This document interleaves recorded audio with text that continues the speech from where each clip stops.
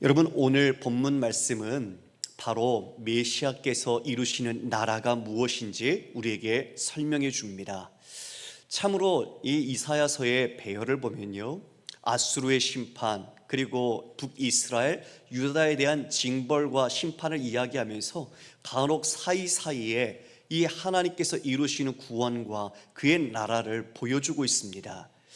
마치 이런 것 같아요. 하나님께서 무엇가 잘못된 것에 대해서는 그것을 징벌하시고 혼내시고 야단치시죠. 그것을 통해서 바라는 것은 진정한 하나님의 목적이 그 하나님의 나라와 생명과 구원을 이루어가는 것, 곧 주님과 함께하는 복된 나라를 이루어가는 것을 원하시는 거죠. 우리 자녀들에게 그러잖아요. 우리의 마음이 혼내다 보면 그 혼내는 가운데서도 그 자녀를 멸망시키려고 하는 게 아닙니다. 그 자녀가 비록 해서는 안 될 짓을 했더라도 우리가 그것을 호되게 꾸짖는 이유는 그 영혼이 다시 살아나고 바른 길을 찾고 하나님의 뜻 가운데 나아갈 수 있도록 하기 위한 것이죠. 그래서 그 마음은 오히려 부모가 더 아픕니다. 그리고 그 마음 속에서 우리가 혼내더라도 다시 격려하죠. 그래, 네가 이렇게 다시 하면 잘할 수 있어. 너는 이런 아이야. 너는 하나님이 함께 하신단다. 우리가 그렇게 격려하고 다시 힘을 북돋아주는 모습을 보게 됩니다. 마치 그런 것 같습니다. 오늘도 아수르의 멸망, 아수르 너희는 교만해서 너희들의 그 모든 것은 백향목처럼 다 부서질 거다. 다 베일 것이다. 다 그와 같이 너희는 패망할 것이다. 그러나 그 이후에 또한 남유다의 멸망과 남유다의 심판도 이야기하시지만 그 베인 것 같은 그 자리에 구루터기에서 하나님께서 새로운 소망을 이루어가시는 목적을 우리 오늘 발견하게 됩니다. 여러분, 1절 말씀을 볼까요? 이새의 줄기에서 한 싹이 나며 그 뿌리에서 한 가지가 나서 결실할 것이요. 여기 보니까 이새의 줄기 그리고 그 뿌리라고 말합니다. 식물이죠. 식물은 살아있습니다. 지금 이것을 비유로 이야기하면서 이새의 줄기에서 한 싹이 나고 그 뿌리에서 한 가지가 나서 뭐 할 거라고 그러죠? 결실할 거라고 합니다. 열매를 맺을 거라는 거죠. 여러분, 누가 맺게 하십니까? 하나님께서요. 하나님께서 자신의 열심으로, 자신의 의지로, 영원한 고집으로 지금 이 열매를 맺게 할 것이라고 말씀합니다. 성도 여러분, 눈을 뜨시겠습니까? 피곤하시더라도 말씀에 여러분 집중하셔야 합니다. 하나님이 지금 이 땅에는 소망이 보이지 않아요. 자기 백성들이 하나님을 경외하지 않습니다. 오히려 남유다는 저 아수르를 의지하고 있고, 아수르는 자신들의 군대와 하나님께서 맡기신 본분을 잊고 오히려 다른 민족들을 처참하게 유린하고 있습니다. 하나님이 없이 행하는 이방 민족, 하나님이 있는 경외하는 민족이라 할지라도 그들 또한 하나님을 의지하지 않는 모습, 소망이 어디에 있는지, 정말 지금까지 인도하시고 베푸신 은혜가 무엇인지 참 인간이라면 자괴감을 느낄 것 같습니다. 그러나 하나님은 버리지 않습니다. 포기하지 않으셨습니다. 연한 순 같은 곳에서 지금 이새의 줄기에서 싹이 난다. 그리고 그 뿌리에서 줄기가, 그 뿌리에서 한 가지가 나서 결실하게 만들겠다라고 하나님께서 말씀합니다. 여러분, 이새가 누굽니까? 다윗의 아버지입니다. 여러분, 다윗 이새의 8번째 아들이죠. 볼품이 있었습니까? 여러분, 왕감이었습니까? 가정에서 아버지가 형제들에게 이 다윗이 인정받았습니까? 아닙니다. 그렇지 않았어요. 왕감으로도 여기지 않았고 그 어떤 기대도 없던 게 다윗입니다. 그러나 하나님이 다윗을 왕으로 선택하셨습니다. 선택하셔서 기름을 부었고 하나님께서는 다윗을 왕으로 세우셨습니다. 하나님이 하시는 거죠. 아무 인간이 보기에는 기준도 어떤 평가에서도 절하되고 더 이상 별로 능력이 없어 보이는 다윗이었지만 그 보잘것없는 다윗을 하나님이 선택하시고 기름 부어서 그 나라의 왕으로 세우신 것, 하나님의 선택적인 주권, 하나님께서 이루시는 열심, 하나님의 작정이었던 겁니다. 이처럼 이 나라가, 민족이 어렵습니다. 하나님의 유다 그리고 북이스라엘 소망이 없어 보입니다. 하나님의 백성이라고 말은 하지만 하나님을 떠난 지 그리고 하나님을 경외하지 않은지 그런 마음들이 지금 팽배해져 있고 다른 것만 의지하고 있습니다. 이에 광야로 내몰린 거죠. 북이스라엘은 아수르에 패망하고 남유다는 바벨론에 패망해서 끌려가는 거죠. 왜요? 정결케 하시는 겁니다.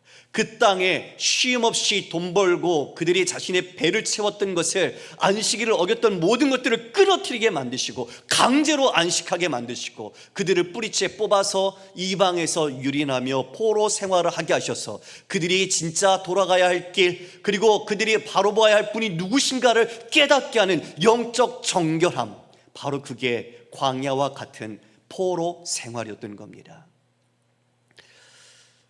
지금 그와 같이 소망이 없어 보이지만 하나님께서 이새의 줄기에서 싹이 나고 뿌리에서 가지를 내게 해서 결실하게 하신다고 합니다. 누굽니까?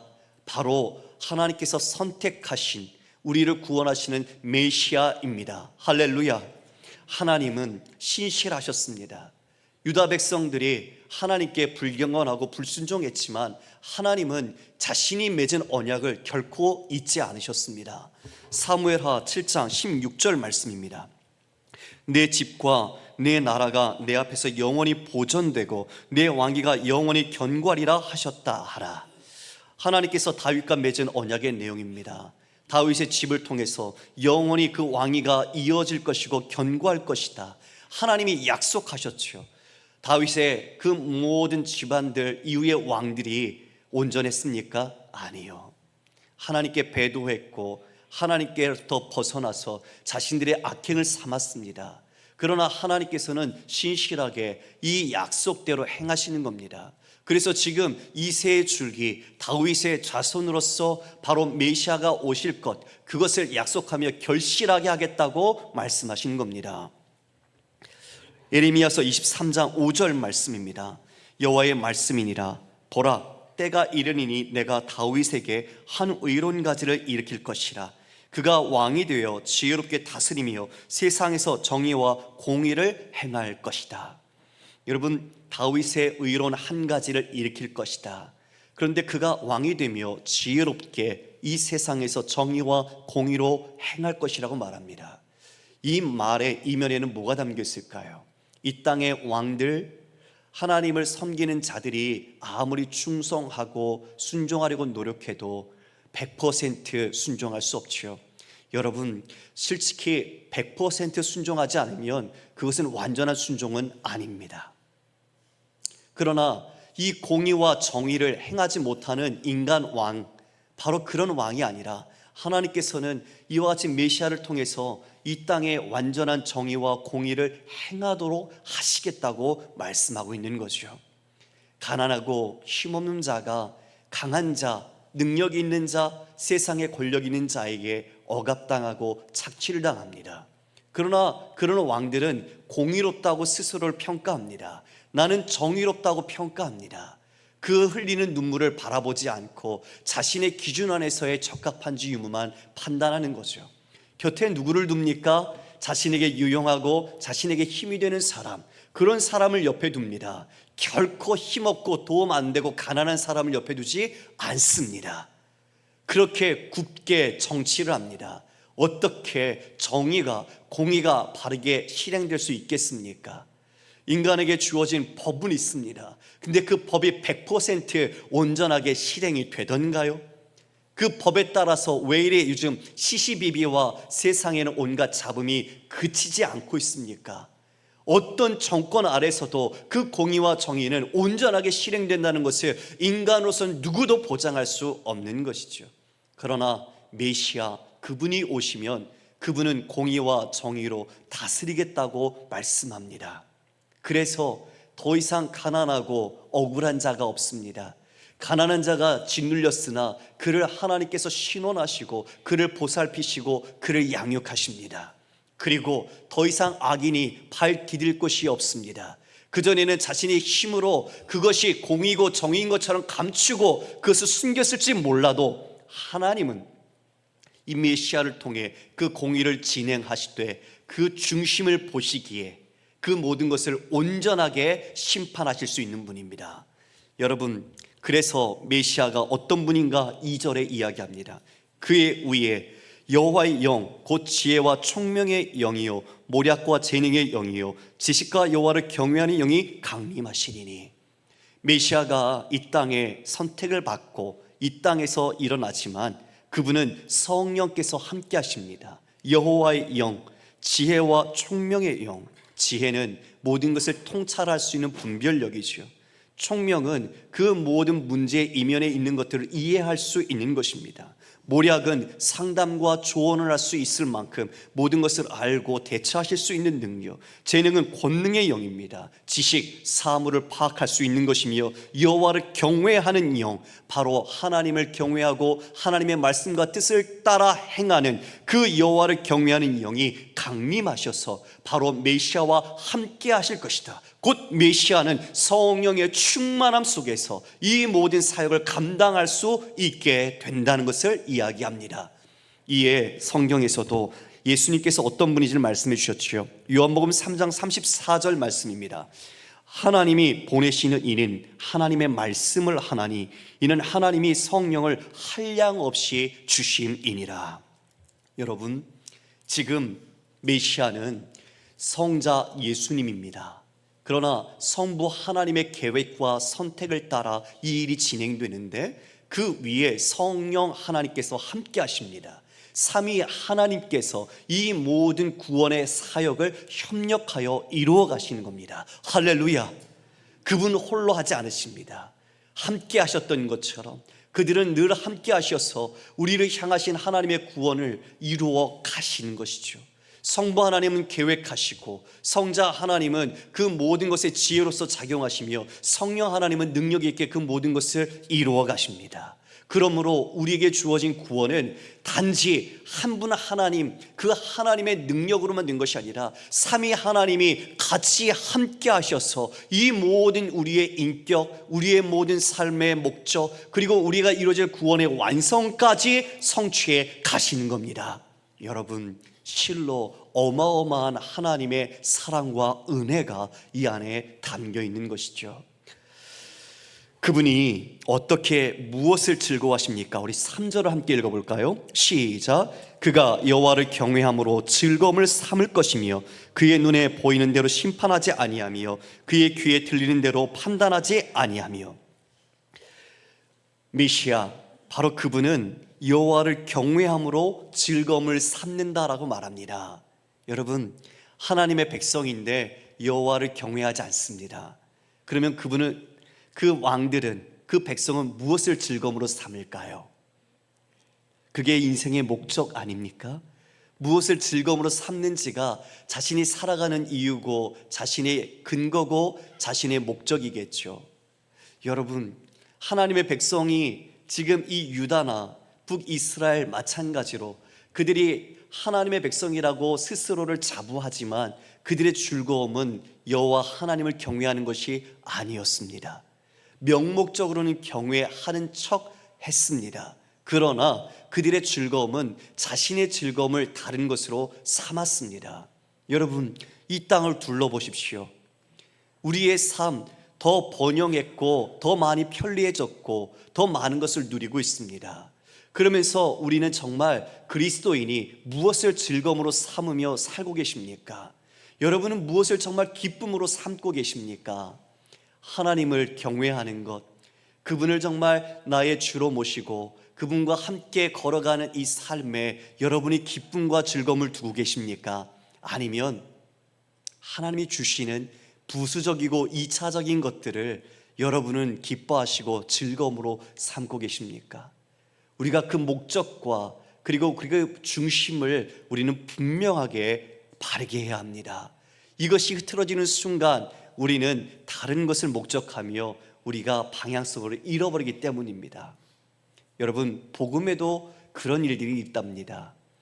복음을 주셨는데 복음 속에 인간의 욕망이 투영되니 번영주의 신학이 나옵니다. 기복주의 신학이 나옵니다. 성공주의 신학이 나옵니다. 능력의 기독교가 나옵니다. 예수님 십자가에 그 여린 몸으로 채찍 맞으시고 십자가에 달리셨습니다. 그런데 이 땅에서는 그 예수 그리스도를 능력 종교로 바꾸어서 근육질의 예수 그리스도로 만들어서 그와 같이 예수님을 표상했던 그런 것도 있습니다. 그리고 예수를 믿으면 이 땅에서 성공한다, 예수를 믿으면 이 땅에서 무조건 형통한다라고 말하는 번영주의와 기복주의와 성공주의의 신학들이 우리를 정말 교묘하게 참된 복음에서 빗나가게 만들고 있습니다. 승진 잘하고 돈 많이 벌고 건강하고 이 세상에서 형통한 것이 하나님이 우리에게 주시기 위한 복음, 그리고 예수 그리스도의 십자가의 목적입니까? 아닙니다. 우리는 다시 한번 정말 우리가 무슨 사람인가, 여호와를 경외하는 사람이라는 것을, 그리고 여호와 경외하는 것이 우리의 정말 특권이며 기쁨이며 즐거움이라는 것을 여러분 회복하시기를 간절히 소망합니다. 여러분, 이걸 잊으면 정말 우리는 비참해집니다.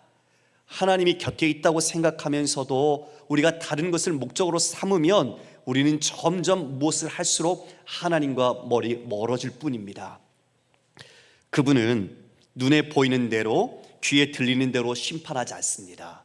말씀드린 것처럼 우리는, 인간은 그 모든 보이는 것과 그리고 증거물이라는 것들을 통해서 판단합니다.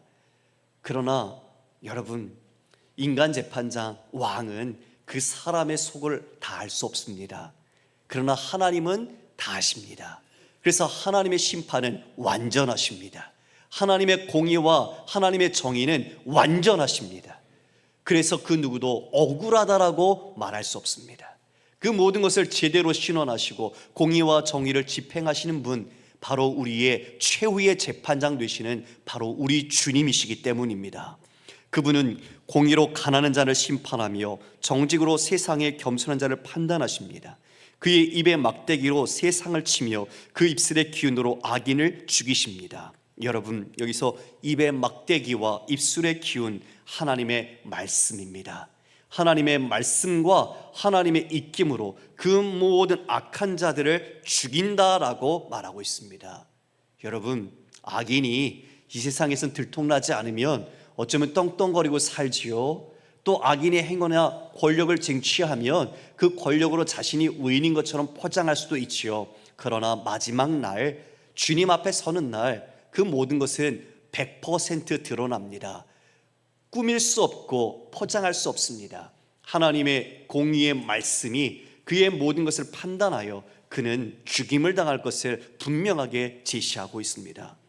우리 메시아는 공의로 그의 허리띠를 삼으며 성실로 그의 몸의 띠를 삼으리라. 공의와 성실이 우리 몸에 입는 이 허리띠처럼, 이 모든 부착물처럼 그와 함께 하십니다. 신실하게, 성실하게, 공의로 다스리신다고 말씀하고 있는 것이죠. 여러분, 6절부터 9절은 우리가 알고 있는 익숙한 말씀이기도 한데요, 제가 좀 읽도록 하겠습니다. 그때에 이리가 어린 양과 함께 살며 표범이 어린 염소와 함께 누우며 송아지와 어린 사자와 살찐 짐승이 함께 있어 어린아이에게 끌리며 암소와 곰이 함께 먹으며 그것들의 새끼가 함께 엎드리며 사자가 소처럼 풀을 먹을 것이며 젖먹는 아이가 독사의 구멍에서 장난하며 젖된 어린 아이가 독사의 굴에 손을 넣을 것이라. 내 거룩한 산 모든 곳에서 해됨도 없고 상함도 없을 것이니 이는 물이 바다를 덮음 같이 여호와를 아는 지식이 세상에 충만할 것임이니라. 아멘. 여러분, 이게 동화 속 이야기일까요? 어떻게 여겨지세요? 여기에 보니까 이리가 어린 양과 표범이 어린 염소와 송아지가 어린 사자와, 그리고 젖먹는 아이가 독사의 구멍에 손을 넣기도 하고요, 암소와 곰이 함께 있습니다. 초식동물이 육식동물과 함께 있고 적대적인 관계에 있는 그 동물들이 이제 평화롭게 지내고 있는 모습이 보여집니다. 뭘까요? 무엇을 말하고 있는 걸까요? 하나님의 나라, 우리 주님께서 이루시는 최종적인 그 나라에는 이런 적대적인 관계가 없이 하나님의 참된 샬롬, 안식, 평강이 이루어짐을 말씀하고 있습니다. 다시요, 하나님께서 이루시는 나라에는 적대적인 관계가 없습니다. 그리고 서로를 향하여 서로의 샬롬, 그리고 서로의 안식, 그리고 평강이 지배하는 나라가 바로 하나님의 나라입니다. 하나님의 나라에는 희락이 있습니다. 기쁨이 있습니다. 의와 평강이 있습니다. 그래서 예수님께서 부활하시고 두려움 가운데 숨어있는 제자들에게 가셨죠. 그들에게 먼저 선포한 것이 무엇입니까? 평강이 너에게 있을지어다.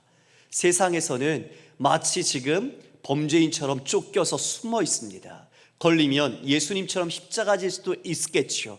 두려운 마음에 초조와 불안에 사로잡혀 있습니다. 그러나 주님은 그들에게 선포하십니다. 평강이 있을지어다. 할렐루야. 이것이 바로 하나님의 나라에서 누리는 참된 평강입니다. 이 삶에선 정말 어떤 일이 일어날지 모르는 그 불안과 염려가 우리에게 있더라도, 세상에서는 이미 끝났다라고 우리에게 평가하며 어리석다라고 말할지라도 우리에게는 그 누구도 건들 수 없는 하나님의 평강이 우리 안에 자리하고 있는 것이죠. 바로 이것이 이 그림으로 묘사되고 있는 겁니다.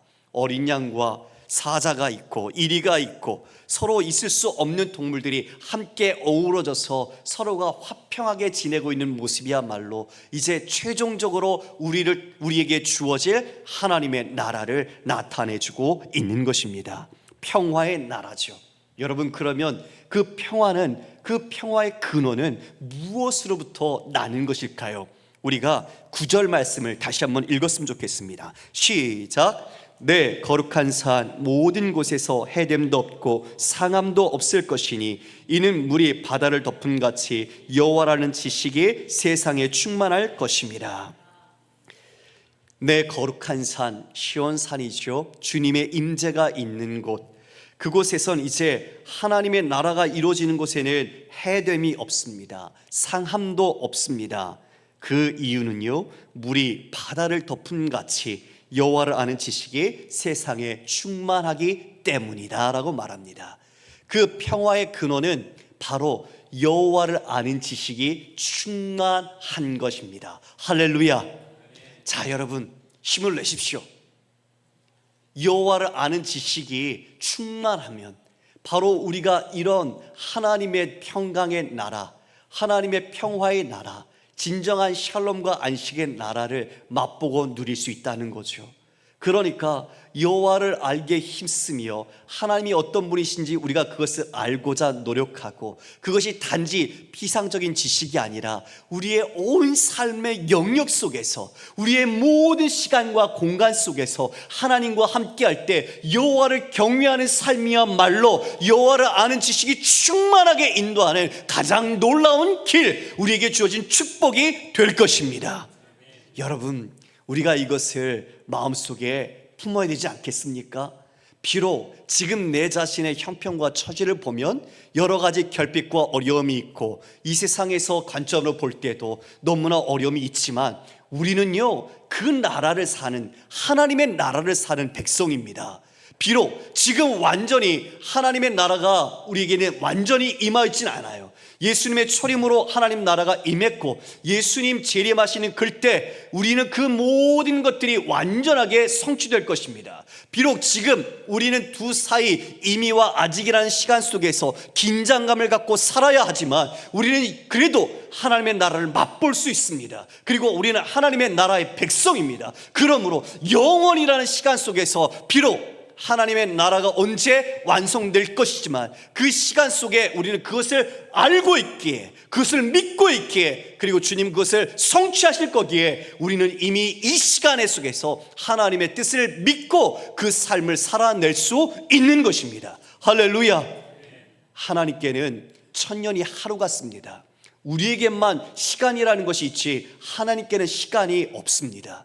그러므로 하나님은 그 모든 것을 계획하시면 반드시 이루시는 분입니다. 그러므로 하나님 말씀하셨으면 이루어진 것입니다. 그러므로 우리는 믿어야 합니다. 비록 지금의 내 삶에 눈물이 나고 내 마음속엔 억울함이 있을지라도 우리가 계시록을 통해서 보시는 것처럼 그 날에는 우리의 눈물을 닦아주시고 우리에게는 기쁨을 주시고 어린 양과의 혼인잔치를 통해서 영원한 생명과 그 기쁨을 맛보게 하시는 것, 더 이상 해함과 상함이 없는 것, 바로 그것이 하나님이 우리에게 주시는 영원한 평화의 나라, 샬롬의 나라, 안식의 나라인 것입니다.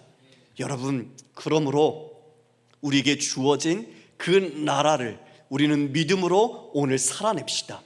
우리가 오늘 우리를 넘어뜨리려고 하는 여러 어려움이 있을지라도 우리에게 주어진 그 나라에 대한 기대와 소망과 믿음을 현재의 것으로 끌어 삼아서 우리가 그 믿음의 능력을 나타낼 때 우리는 평강의 삶을 더욱더 영위할 수 있을 것입니다. 이어서 10절 말씀 이하에는 이제 그 모든 샬롬의 평강이 백성들에게 어떻게 회복으로 나타난지를 말씀해 줍니다. 10절 말씀입니다. 그날에 이새의 뿌리에서 한 싹이 나서 만민의 기치로 설 것이요 열방이 그에게로 돌아오리니 그가 거한 곳이 영화로우리라. 그날에 주께서 다시 그의 손을 펴사 그 남은 백성을 아수르와 애굽과 바드로스와 구스와 엘람과 시날과 하맛과 바다 섬들에서 돌아오게 하실 것이라. 여러분, 그날 하나님께서 이새의 뿌리를 한 싹에서 나게 하셔서 만민의 기치로, 만민의 깃발로 세우신다라고 말합니다. 그 깃발로 세우시는 그날, 그곳이 무엇이 되죠? 하나님의 영원한 영광에 거하는 곳, 그곳이 영화롭게 될 것이며 열방이 그에게로 돌아올 것이라고 말합니다. 11절에 본 것처럼 이미 그 모든 주께서 그의 손으로 남은 백성을 온 열방에서 돌아오게 하실 것이다라고 말씀하고 있죠. 그들은 어떤 백성이었습니까? 유다와 그리고 이스라엘, 어떤 백성이죠? 쫓겼습니다. 아수르의 바벨론에 쫓겨났던 백성들. 그래서 12절에 이스라엘의 쫓긴 자들을 모으시고 땅 사방에서 유다에 흩어진 자를 모을 것이라고 말합니다. 자, 여러분, 저를 보십시오. 이 모일 때 잘 모여야 됩니다. 광고를 잘 들어야 돼요. 이 말은 광야길을 갈 때 광고를 잘 들은 사람은 바르게 갈 수 있어요. 그런데 하나님의 말씀을 제대로 듣지 못한 사람은 자기 멋대로 길 가는 거예요. 모일 때 모여야 되는데 모이지 않으면 여러분 어떻게 될까요? 세상에선 자기 손해죠. 그런데 지금 이 모임을 누가 모이게 하십니까? 하나님이 모으십니다. 할렐루야. 어떤 사람이 어떤 그룹핑을 할 때에 자신의 목적에 맞는 사람으로만 모으지요, 거기에 맞지 않으면 내보낼 겁니다. 그 목적에 부합한 사람만이 그 자리에 있을 수 있습니다. 바로 그날 하나님께서 만민의 기치로 그 이새의 뿌리 한 싹을 드실 때 바로 하나님의 백성이 모이는 겁니다. 하나님의 선택받은 백성이 사방에서 쫓겨나서 흩어졌지만 하나님이 모으시니 그 모은 자들이 함께 하나님이 임재하신 곳, 그 메시아가 있는 곳에 영광스럽게 하며 그 자리에 모이게 되는 겁니다. 여러분, 그 자리에 우리가 있음을 믿으시길 바랍니다.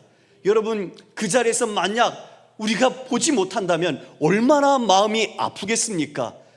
우리의 사랑하는 자녀들이나 우리의 지인들이 함께 신앙생활했는데 그 자리에 우리가 모이지 못한다면 그때 우리의 마음이 얼마나 고통스럽겠습니까? 하나님이 쫓긴 바 되었으나 하나님이 모으시기에 우리는 다시 그 소망 하나님께만 두어야 합니다. 할렐루야. 하나님이 모으실 때 우리는 그 땅에서 흩어져 있지만 다시 모여질 겁니다. 13절에는 그들이 어떤 관계가 회복되는지를 이야기해 줍니다. 에브라임의 질투는 없어지고 유다를 괴롭게 하던 자들은 끊어지며 에브라임은 유다를 질투하지 아니하며 유다는 에브라임을 괴롭게 하지 아니할 것이요. 에브라임 북이스라엘에 대표하는 지파지요, 유다 남유다를 말합니다. 그 둘은 나누어진 뒤에 서로 간의 대립을 이어갔습니다. 때로는 서로의 결혼을 통해서 관계를 갖기도 했지만 그것은 부적절한 관계의 모습들을 나타내는 것을 보게 됩니다. 결국 이들이 하나님의 백성으로서 서야 했지만 그들은 서로 질투했고 서로 대립했던 것, 그러나 이제 서로를 괴롭히지 않는다고 말합니다. 서로가 통일 왕국을 이루는 모습, 뭐지요? 서로가 진정한 하나님 안에서 하나됨을 이루는 것, 하나님의 백성으로서 온전히 하나 되어 주를 경외하고 섬기는 모습을 나타냅니다. 그러면서 그들을 괴롭게 했던 모든 대적들을 물리칠 것, 하나님의 공의가 진행이 되고 이로써 그 모든 적들이 다 사라지며 하나님의 나라가 완성되어져 가는 모습을 담보하며 이야기하고 계십니다. 16절 말씀 우리 함께 읽어볼까요? 시작. 그의 남은 있는 백성 곧 아수르에서 남은 자들을 위하여 큰 길이 있게 하시되 이스라엘이 애굽 땅에서 나오던 날과 같게 하시리라. 출애굽을 통해서 그 종살이하던 이스라엘 백성들을 이제 진정한 자유민으로 이끄셨던 것처럼 제2의 출애굽을 이와 같이 하시겠다고 말씀하시는 거죠. 정말 하나님의 백성으로서 다시 나오도록 하게 하시는 하나님의 놀라운 역사, 바로 그것이 메시아를 통해서 이루시는 하나님의 나라, 평화의 나라, 진정한 샬롬의 나라입니다. 사랑하는 성도 여러분, 우리는 오늘 이 말씀이 허황된 것이 아니라는 것을 먼저 우리 마음속에 새겼으면 좋겠습니다. 그 나라는 하나님이 반드시 이루실 나라고, 우리는 그 나라의 백성으로서 참된 평강을 누리며 살게 될 것입니다. 우리의 삶을 보면 평강이 없습니다.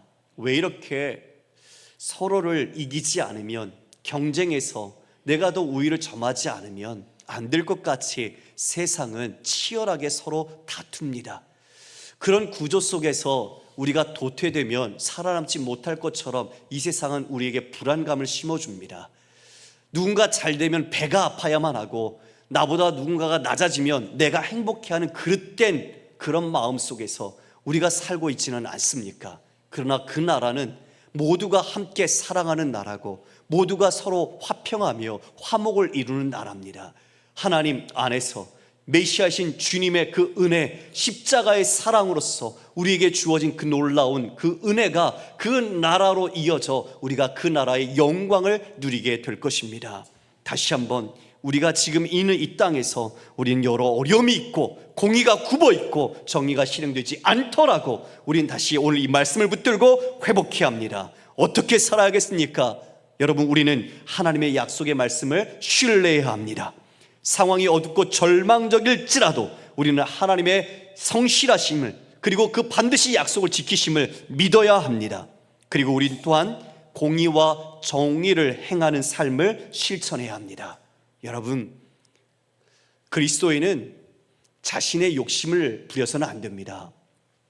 그리스도인은 자신을 내어주는 자입니다. 우리 자신이 있는 것 하나님의 것입니다. 그래서 우리는 그 모든 정의와 공의, 가난한 자가 아픔을 당하고 굶주린 자가 있거나 또 시리에 빠진 자가 있다면 우리는 그들을 도와야 합니다. 하나님의 정의와 공의가 우리를 통해서 드러나도록 우리는 순종해야 합니다. 직장에서, 가정에서, 캠퍼스에서, 아니 홀로 있더라도 우리의 마음속에서 하나님의 공의와 정의가 우리가 반드시 진행되도록 우리가 힘써 순종해야 할 것입니다. 내 기준이 아니라 하나님의 말씀이 기준이기 때문이죠. 그리고 우리는 하나님을 아는 지식을 추구해야 합니다. 성도 여러분, 말씀을 가까이 하십시오. 그리고 그 아는 지식은 단지 우리가 이 말씀을 듣고 배우는 것만이 아닙니다. 여러분이 어떤 일을 하시든 그 일의 직종은 다를 겁니다. 배달 일을 할 수도 있고요, 아니면 세탁업을 하실 수도 있고요, 누군가를 가르치실 수도 있고요, 아니면 누군가의 아픔을 보살피시는 분도 계실 겁니다. 가르치시는 분도 있을 수 있고요, 아니면 다른 직종에서 여러분들이 일하실 겁니다. 그러나 중요한 것은 어떤 일을 하더라도 그 일 속에서 하나님이 나와 함께 하시고 그 일 속에서 하나님을 알기를 추구해야 한다는 겁니다. 성경 말씀을 통해 하나님이 어떤 분인가를 배우지만 우리의 전인격은 우리의 삶에서 직접 체험할 때 더 깊이 주님을 만나게 됩니다.